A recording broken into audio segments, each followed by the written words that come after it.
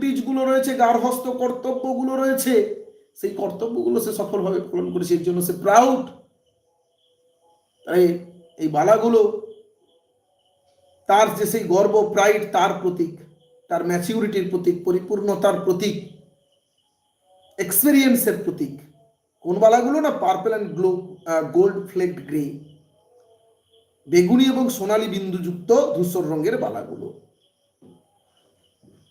Whose hands, যার হাতগুলো, যে মহিলারা জীবনের মধ্যপদ অতিক্রম করেছে, হুজ হ্যান্ডস, যাদের হাত, হ্যাভ চেরিস্ট, লালন পালন করেছে। কি কাকে লালন পালন করেছে? তার সন্তানদেরকে লালন পালন করেছে। হুজ লাভ হ্যাজ ব্লেসড, যার ভালোবাসা ব্লেসড, আশীর্বাদ দিয়েছে। কাকে আশীর্বাদ দিয়েছে? তার সন্তানদেরকে আশীর্বাদ দিয়েছে। অ্যান্ড ক্র্যাডেলড, সস্নেহে, যত্ন সহকারে, ক্র্যাডেলড, লালন পালন করেছে। সস্নেহে, যত্ন সহকারে, ক্র্যাডেল মানে সস্নেহে, যত্ন সহকারে লালন পালন করেছে। ফেয়ার সন্স, তার সন্তানদেরকে। অনার ফেথফুল ব্রেস্ট, তার বিশ্বস্ত বুকে।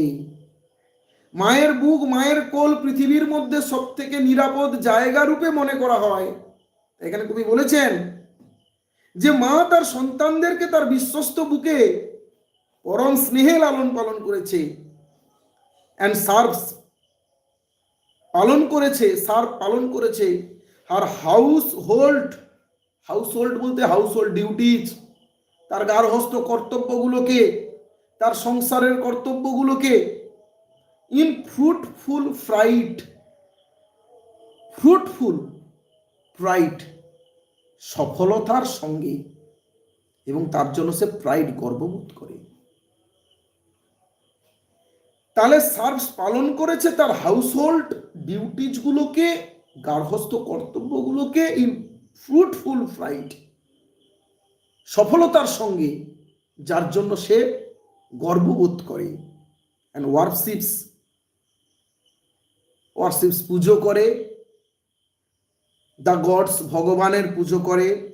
অ্যাট হার হাজব্যান্ড সাইড, আর তার স্বামীর পাশে বসে জীবনের মধ্যপদ অতিক্রম করে ফেলেছে। তারপরে তারা ঈশ্বরের চিন্তায় মগ্ন হয়। এটা একটা শান্ত, পিসফুল, স্টেবল লাইফ, স্থির জীবনের ছবি আমরা দেখতে পাচ্ছি। জীবনের পদ অতিক্রম করার পরে স্বামী স্ত্রী দুজনে মিলে তারা ভগবানের আরাধনায় ব্রতী হয়েছে।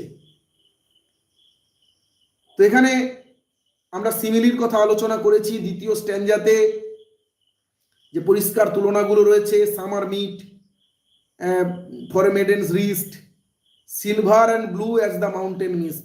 2 নম্বর স্ট্যাঞ্জার 2 নম্বর লাইন।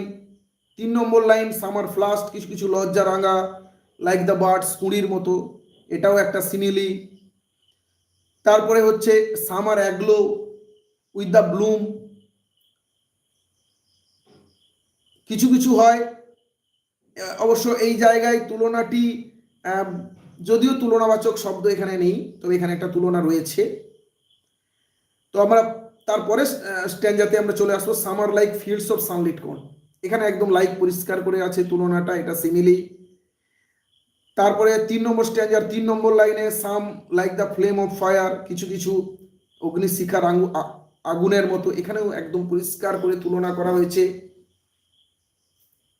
যে কিছু কিছু 3 নম্বর স্ট্যাঞ্জার 3 নম্বর লাইনে কিছু কিছু অগ্নিশিখার আগুনের মতো কিছু বালা, এটাও একটা সিমিলি। আবার আমরা দেখতে পাবো লাস্টের 2 লাইনে, tinkling, luminous, tender and clear, like her bridal laughter, bridal tear. তাহলে লাইক দিয়ে এখানে পরিষ্কার করে আছে, এটাও একটা সিমিলি। এইভাবে বিভিন্ন ধরনের অলংকার এখানে রয়েছে, অ্যালিটারেশন রয়েছে। তবে সেটা পরবর্তী এই কবিতাটি নিয়ে যখন ফিগার অফ স্পিচ এবং গ্রামার আলোচনা করব, এই কবিতাটির গ্রামার যখন আলোচনা করব, ফিগার অফ স্পিচ আলোচনা করব, এমসিকিউ আলোচনা করব, তখন সে নিয়ে ডিটেলসে আলোচনা করব। আজকে মোটামুটি কবিতাটা এখানে শেষ করছি। যদি কোনো কারো প্রবলেম থাকে অবশ্যই কমেন্ট করে আমাকে জানাবে, তার উত্তর দেওয়ার চেষ্টা করব। ধন্যবাদ, সবাই ভালো থাকবে।